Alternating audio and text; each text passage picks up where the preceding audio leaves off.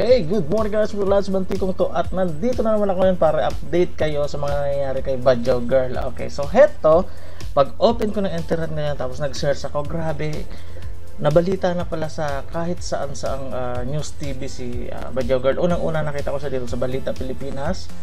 Yan, kung makikita nyo, hosted by Maki Pulido. Tapos nakita ko rin siya dito sa Balitang Hali ni Connie Siso naman. Si GMA pa rin to. Tapos diba, so, yung nakaraan nga, naalala nyo, in-upload ko pa nga yung balitang to, yung sa 24 oras. Tapos meron din pala siya dito sa Action Balita sa TV5. Ganong katindi. At ito pang matindi, guys. Ito yung nakita ko kanina. Sabi ko, ano kaya to? Ngayon, tinignan ko yung picture. Ito yung nakita ko. Grabe. Yung pinakamalaking TV network sa Pilipinas. Ito na, pumasok na.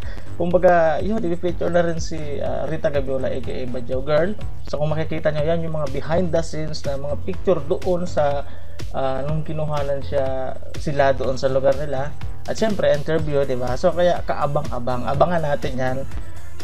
Tapos ayun, kung makikita nyo, may isa akong post na nabasa dito. Ang sabi niya mula kay Ryan Clolizita, sabi niya dito, good luck sa iyo bukas para sa Rated K. So ang Rated K, linggo yan, di ba? So yun, abangan po natin siya sa Rated K.